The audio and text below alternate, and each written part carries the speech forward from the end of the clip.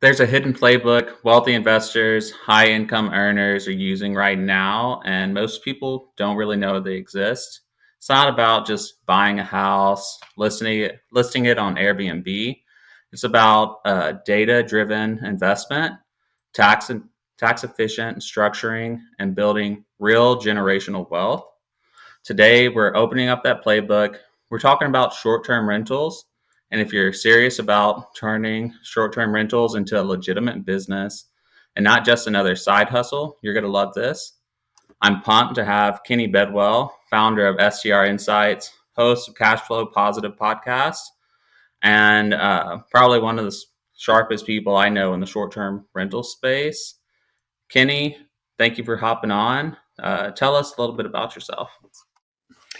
Thanks. Yeah. Thanks, Anthony, for having me on the show. So, my name, as you said, my name is Kenny Bedwell. I am the founder and CEO of a company called Short Term Rental Insights, or short STR Insights. Sometimes we joke around and call Strin Sites, but it is STR Insights.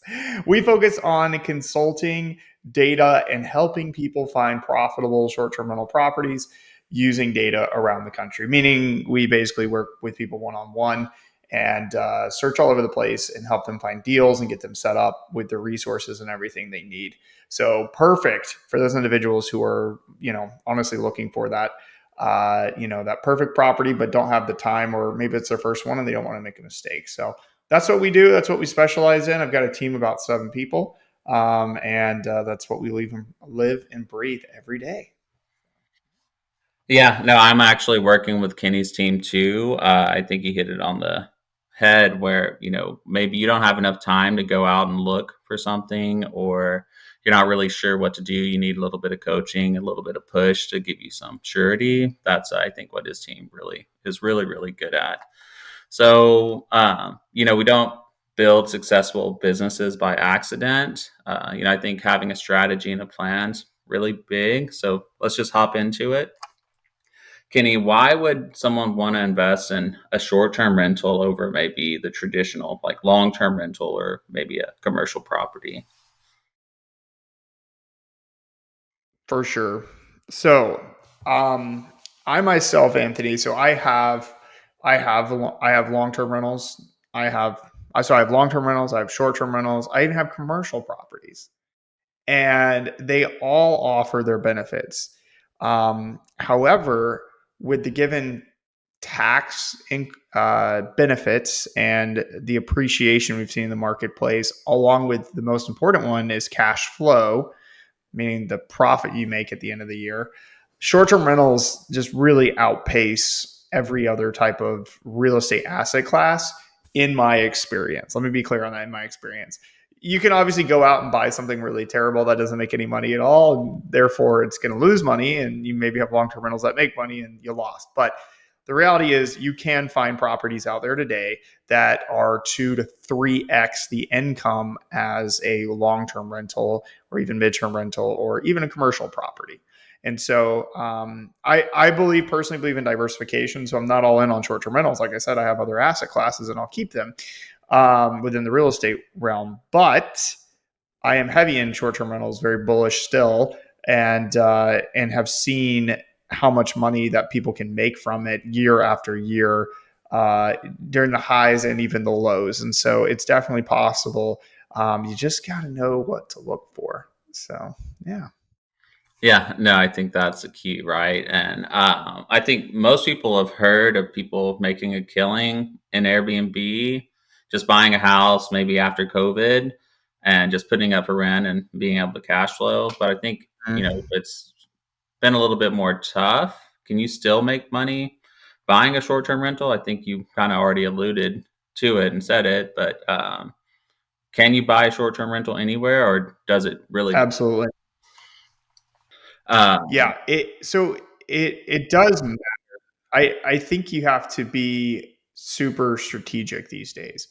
Now, look, for me, based on the data. Let's talk data real quick. There are over 12,000 vacation markets across the country. 12,000. That's quite a bit.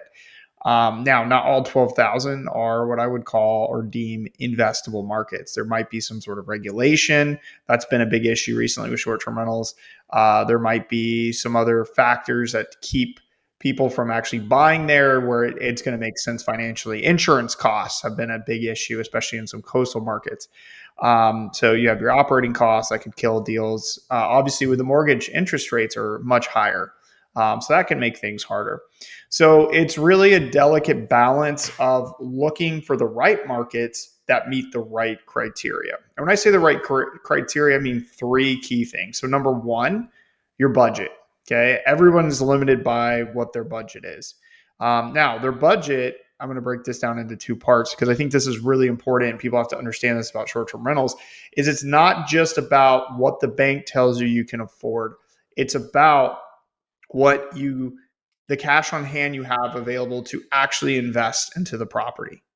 I think all this. So Anthony, we were looking at, there's been some properties we've been looking at and that you're looking at getting. And, we've sat down and it's like, look, like we've got to do X, Y, and Z to this property to get it up to snub.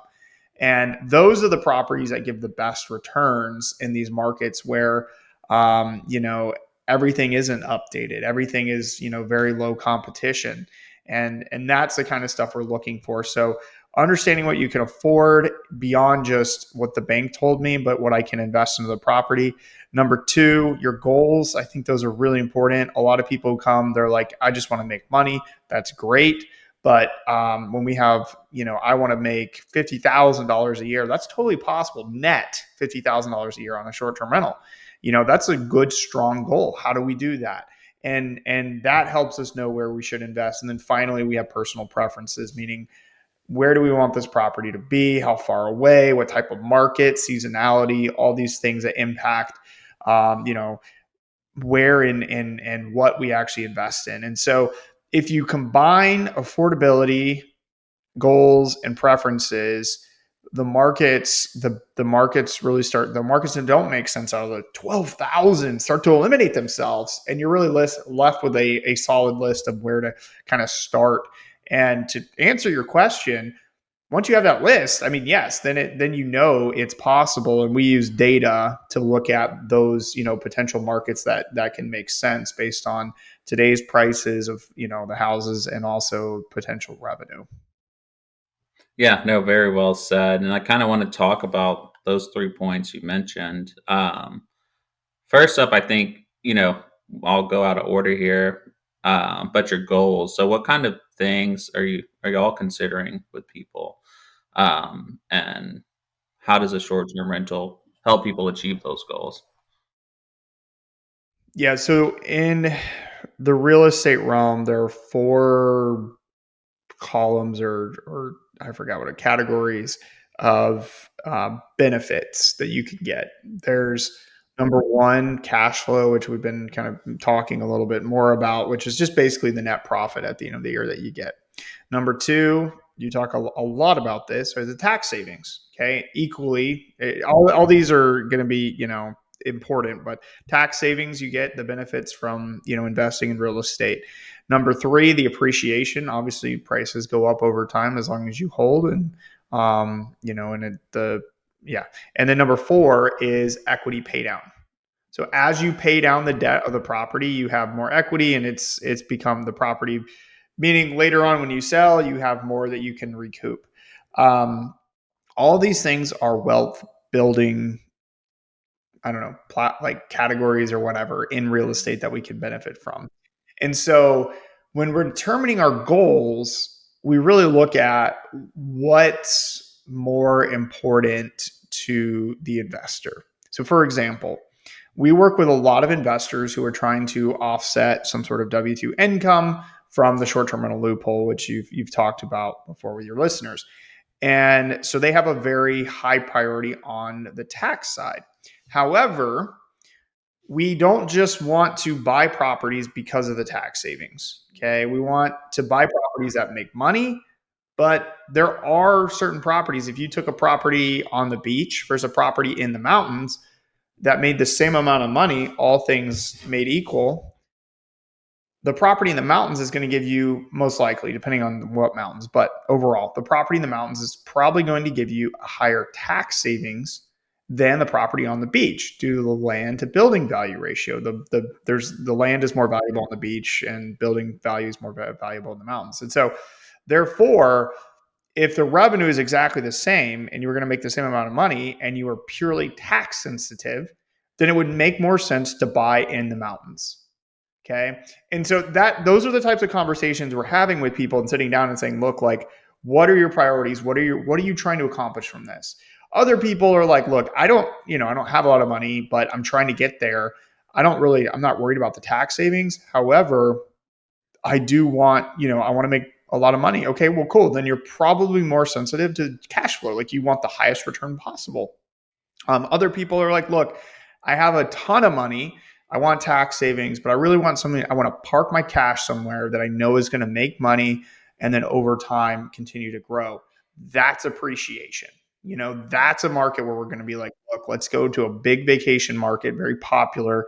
We know it's going to continue to appreciate and continue to grow, and places where you can make money too. So once we're figuring out and asking these, when I sit down with a client, I ask these questions and I really lay out what exactly they care about, it becomes more clear of the potential markets in the areas that are investable for them, that they're going to get excited about, and that's going to actually build wealth for them in the long run.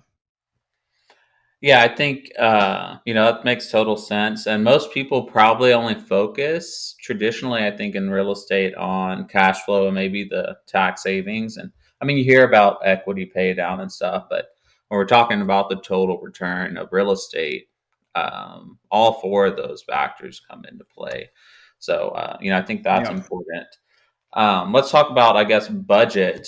That's something too I think people get wrong when they're thinking about going into a short-term rental. It's not just a down payment that you have to save Yeah. for. So what are some other things people should be mindful of? Right. So there are 5 things that we should budget essentially into every STR investment. And these 5 things will vary depending on, once I say them, you'll be like, yeah, that those all vary depending on the situation. But you should plan to budget these 5 things. So number 1, your down payment, okay, to buy the property. Number 2, the closing costs. Number 3, any sort of renovations or updates that need to be done to the property.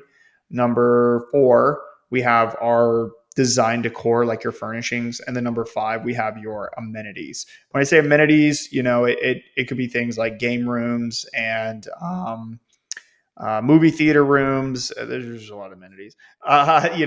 Pools and hot tubs and saunas. Sometimes you don't need to add them. Sometimes you do. So it just depends, but we need to have a budget. The biggest mistake I see people make with their budget is they go to a bank and the bank says, you're approved for $1 million loan. Okay. What the bank is looking at is your bank, what I call bankability, meaning maybe based on your income, maybe based on your credit score, maybe based on your track record, whatever that is, and the money in your account. They're looking at that and saying, hey, look, Anthony, you can afford $1 million property.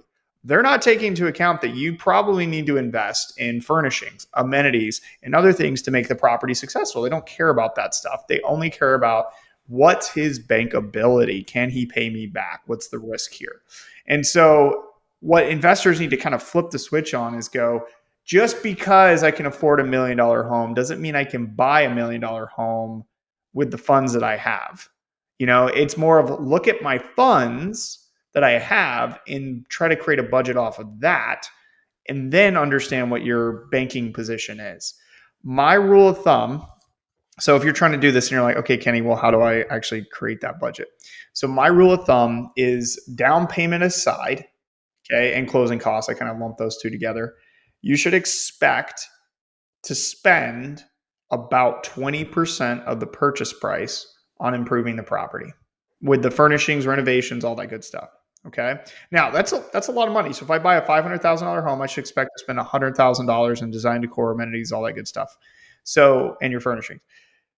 That's quite a bit. It's very conservative, but if you want a top tier property that's actually going to make you money, that's not going to be a headache in the short term rental space, you have to invest into it. You have to put that money in. And I call it my 20% rule. So 20% of the purchase price, expect to spend on everything but the down payment. So that means you need that plus the down payment to get into the property. And like I said, it's conservative, but it's right up there. I mean, if you spent $100,000 on a $500,000 home, it's going to be one of the best in the market. You took the time to invest in it the right way, and it's going to pay you back and be a really good return. So with the short-term rental space, I warn people, if you don't have the capital today, save. Don't over leverage yourself. Okay. Don't get too, because you can't skimp. With long-term rentals, like, so I have some long-term rentals, and we just dealt with this in my the one we just launched or whatever we're getting rented right now. And I was looking around, and I had a fridge in one of the units, and I was like, it's an older fridge. It's nice. It's a, Frigidaire, like, brand, whatever, and it's good condition. And I'm just like, my wife's like, oh, we need to get a new one. And I'm like, it's fine. Like, it works. It's not broken. It's clean. Like, it's good, and she's like, well, like, we need like higher quality. And I was like, but we don't. I was like, it's a long-term rental. Like, we don't need that, in a long-term rental. Whereas, like, and she's used to like going and walking to a short-term rental and being like, nope, everything's got to be replaced. Everything's got to be brand new. Everything's got to look luxury or whatever. And I was like, this is a long-term rental. We don't have to do that, And I was kind of just tired of spending money anyway. I'm like, another like $2,000 on a fridge. No thanks. So we kept it, and it's fine. It like rented just fine. Like, no one's like, it's not a complaint. It's not a problem. And that's fine, but that's long-term rental thinking. But short-term, you can't do that with short-term rentals. And I think that a lot of people think that they can just roll in and take what's there. And it's like, that's a mistake. So, yeah. No, I think, I think there was a misconception from COVID, again, from people just buying and just putting it out on the market. This is a legitimate business. I also think maybe like hotels have stepped it up too. And the hotels are nice now, or I feel like the past couple of years they've invested it. And if I'm going to stay at an Airbnb, I want it to be nice. I've stayed at a few bad ones, and it wasn't a great experience. And so I think that's something people get messed up on too, and not putting enough into the property and not planning that. So let's talk about maybe for those people. Right. And that's really the key to actually. Oh, sorry. Go ahead. No, I was just going to say that was just the budget is just so important to determining like what you can actually afford, rather than just like what the bank tells you can afford. Like, I see people, it's just so common when they're like, yeah, $1 million property. I'm like, how much cash do you have? And they're like, $100,000. I'm like, cool. You have the down payment. That's it, So anyway. Yeah, you got to treat it like a business, and with any business, you need to be well capitalized and kind of invest in that if you want to succeed. So let's maybe hop to people who are, maybe have 2 or 3 properties, and they're wanting to scale, but maybe have like some issues with debt to income. What are some ways people can get into properties and maybe not have to use their debt to income? Yeah, so there's a couple of ways. I guess I'll talk, the different ways. So number one, let's talk about people who have money but don't have maybe they're self-employed. They don't have, like, for example, myself. Like, banks don't love my situation. Entrepreneur, self-employed, all these like different random streams of income that are literally random, and there's no rhyme or reason when they come in or not. And they can't like break it down. And look, I used to work for a bank, and I get it. I 100% get it. And so really, this is where it becomes absolutely critical that you work with a lender who is used to doing this kind of stuff with short-term rentals. I can't state enough that you really need to work with a lender who has closed on short-term rental properties before, because just the complexity of situations I've seen in the past. Now, The good news is most properties are pretty straightforward. It's like buying a residential home. However, when you start getting in situations like mine, where you're self-employed and you have to do some sort of different type of loan product, um, you have to approach it differently. You need to work with the right lender. So I'm going to tell everybody here, I don't do investment loans. Okay. I think investment loans, 25% down, this is typically what we do for a long-term rental. I think these are foolish. I think, I would say foolish, like foolish for me, because I think you're putting way too much money down on a property, but that it could be different for everyone. I look at commercial products out there. So there's one called a DSCR, standing for Debt Service Coverage Ratio loan, where the lender will actually look at the rental income to justify the mortgage payment, instead of your personal income. So although you're going to personally guarantee the property, and it might be in your name or it could be in an LLC, you don't have to show your income. So when I go to a bank and I do a DSCR loan, now I can't go to Citibank or Bank of America or Chase and oh yeah, give me a DSCR. It's specific lenders that have these. Um, like the mortgage shop, or we work with the Green Team. This guy based out of Utah. They these products. So happy to refer out to these guys if anybody's interested in these. But basically, they'll look at your credit score, and then they look at the potential revenue of the property. Or if it's already a generating short-term rental, they'll look at its current rents and say, does that rent amount justify what we believe would be the mortgage payment? Does it cover the mortgage payments? And if it does, it gets a DSCR. And they're looking for so DSCR, once again, stands for Debt Service Coverage Ratio. So let's say your mortgage payment and everything was $50,000 a year, and the property earned $50,000 a year. So that would be a DSCR ratio of 1, right? Banks are looking for it depends on the bank that does this. They're looking for about a 1.25. Okay. So really, which most properties can do that. Okay. That's actually fairly low. And so it's very doable. It's just the terms become different. So when I personally do a DSCR, you're talking about a point to a point and a half more than what some of the conventional loans are going to be on a short-term rental. And so as long as the numbers make sense, that's really important. There are loan products out there for people who don't necessarily have the income, reliable income a bank wants to see. Now that's for people with money but can't get traditional financing. Now you have people who just don't have money at all. Okay. And want to get in this. And what I tell people all the time is, look, or maybe their just situation is too choppy for a bank, where they maybe their credit score isn't great, because you still got to do a credit score when you do a DSCR because you're personally guaranteeing the property. And so maybe the credit score isn't great, and they have money or a little bit of money and they want to invest. What do they do? So there's two other methods out there that people can do. And so there's what I call rental arbitrage, which basically you're renting somebody's place out, like as a tenant, and then you're subletting it or sub-renting it on Airbnb.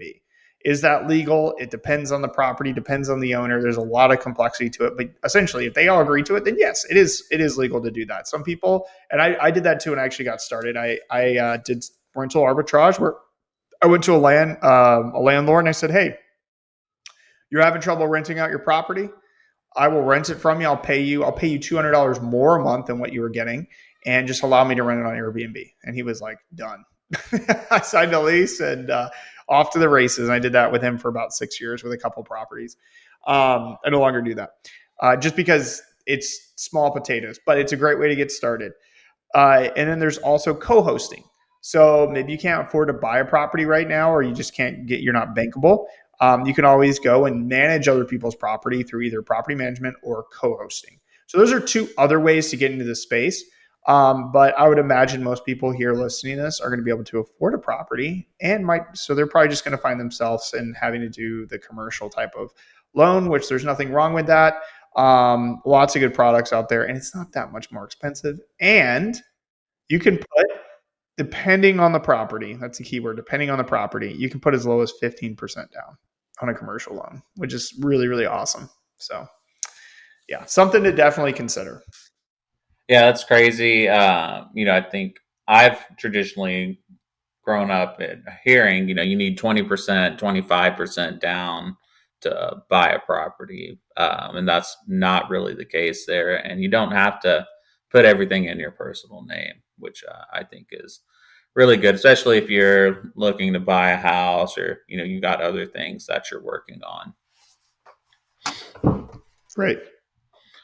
Um, so let's just, I guess, talk about. I actually was on Kenny's podcast a few weeks ago talking about asset protection. You said something important. Can you, I guess, hit on insurance for short-term rentals? What kind of insurance people Yeah. need? This is I think this is missed a lot too. Yeah, for sure. This is one of the biggest, I would say, about 50% or more. It's gotten better recently because I think people have got more educated, but um, the majority of short-term rental owners at one time didn't have the right insurance. And the problem is that they weren't telling the insurance companies exactly what they were going to do with the property. And it's more of like an ignorance thing rather than like a, hey, I'm trying to sneak and or lie or whatever. But we have there is special insurance for short-term rentals because there's risk of renters coming in and out. And so, and not every insurance company has that. There are specific ones in our industry. There's proper insurance, which is what we consider the gold standard. Like they cover everything. They're also really expensive, but they literally will cover everything. There is there's oh my gosh, Safely. There's Steadily. State Farm even has it, and then there's obviously if you're in a vacation rental market, there's tons of local insurers there that will cover. I use it depends on the market. I've used Proper, I've used Steadily, I've used all these companies I'm naming here. But the important thing is that they literally cover, and in the oh boy, I forgot the term for it. Their underwriting, their page, they will tell you, specifically it is for a short-term rental, which means a couple of things. So number one, you want to make sure that one of the biggest things is liability coverage. If you have a property that's going to sleep 10 people or more, you want liability coverage over $1 million. And the reason why is because if there was a major accident, like $1 million isn't going to cover 10 people. It's there, it's like nothing. And so there's a lot of like little things. So like for example, theft and damage. Big damage is a big one. Like damage to the furnishings and things like that. Remember, I told you earlier, 20% of your purchase price goes towards repairing the or like getting things in and furnishings and crap. That's a lot of money. And like imagine if someone came in and damaged easily $20,000 for whatever reason, and stuff like that happens. You're out of pocket if you just have normal insurance. And so for me, it's about identifying, the right policies that cover bed bugs, for example, flooding. Okay, that's another big one too. I've seen with a lot of short-term rentals. It's not flooding from just natural disasters, but pipes bursting, tenants being stupid. I've seen all the time where like in very cold markets, they'll leave the garage door open where there are things in the garage that that pipes and things like that can burst. I personally had that at my property, not the garage, but I've had a pipe burst at a property because a tenant left the water. They turned a hose on the outside of the property in the middle of winter time on, and then turned it off, but didn't, we had bled the pipes and all that so that it wouldn't freeze, and then it froze and then it burst. And, just things like that where, and it's like, we've got to be covered and protected. Another big one too, with COVID hit. So I was hosting at that time, and we had everything, when COVID hit, like everything shut down, like everybody canceled. Airbnb refunded everybody. Like you were getting no money and the properties were just sitting empty. And, we had all these bookings all of a sudden just get canceled. And thankfully, I had what we call loss of income, meaning that for emergencies or like, things like COVID and fires and whatever, we would get paid out on the rents we could have collected from actual bookings. And that's really important. I know another host, her house burned down. And so she's paying a mortgage on a property that is no longer there. And it can't earn any money until it gets rebuilt, which is going to take over a year.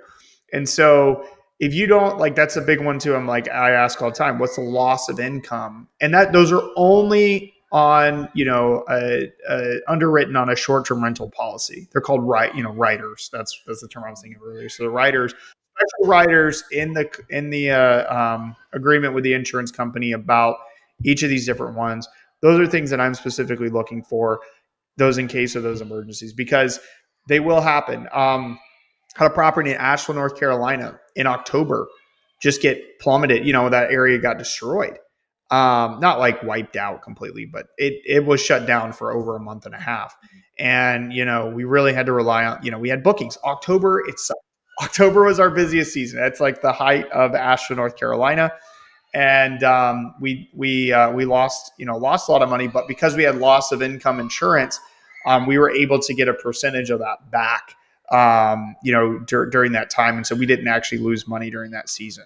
So the right insurance in our space is absolutely critical to protecting yourself, because you are at a higher liability, a higher risk level with the amount of people coming in and out than in a traditional single family residence. Yeah, no, and most people I think skip out on the insurance and they're not really sure what they're protected from. I think the biggest one is They go, sure. Yep. Make sure you're protected. Make yeah, sure that, you are actually covered for the short-term rental space. I think it's a small percentage compared to what you're investing in the property. Um, so besides that, Kenny, I think the last thing I wanted to do was just have you tell us about kind of the two services that you provide at your company, and then we'll end on that.